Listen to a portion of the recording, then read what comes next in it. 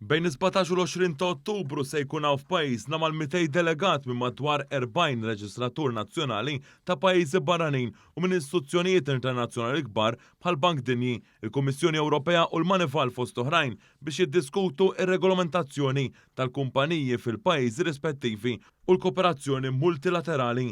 Dawn il-laqat għolja tal-Corporate Registers Forum se jsiru fil-kwartieri tal-Malta Business Registry fiż-Żejtun wara li Malta intgħażlet fi proċess rigorus biex tkun tista' tospithom. Ħanintaqgħu għaw Malta speċifikament biex niddiskutu suġġetti li għalina jista' jkunu ta' sfidi u wkoll suġġetti oħra fejn ċerti reġistri imxew iktar il quddiem minn oħrajn. Suġġetti ħajkunu jinkludu digitalizzazzjoni, ħasil tal-flus u kif bħala reġistri tal-kumpaniji aħna rridu ngħinu f'investigazzjonijiet li jsiru kemm fuq bażi lokali kif ukoll fuq bażi internazzjonali. Il-Corporate Registers Forum hi assoċjazzjoni ta' reġistri nazzjonali tal-kumpaniji miftuħa għall-aġenziji tal-gvernijiet u l-uffiċjali tagħhom responsabbli għall-amministrazzjoni fir-reġistrar tal-kumpaniji. Ser inkunu qed nilqgħu il-fuq minn 200 delegati internazzjonali ġewwa l-binja tagħna fiż-Żejtun.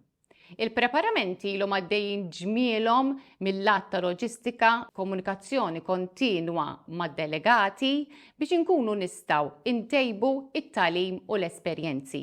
Ħankunu qegħdin nilqgħu għatta negozji mill-qasam diġitali li l-operat tagħhom jgħinu lir-reġistri li ħajkunu b'mod attiv qed jipparteċipaw fil-konferenza. Il-laqat fostna se jagħtu l-opportunità lill-stakeholders internazzjonali biex jaqsmu l-esperjenza tal-pajjiżi rispettivi u żviluppi lokali u internazzjonali waqt li jimmitigaw l-aħjar mezzi għal preżent u l-futur fis-sistemi ta' reġistrazzjoni ta' kumpaniji.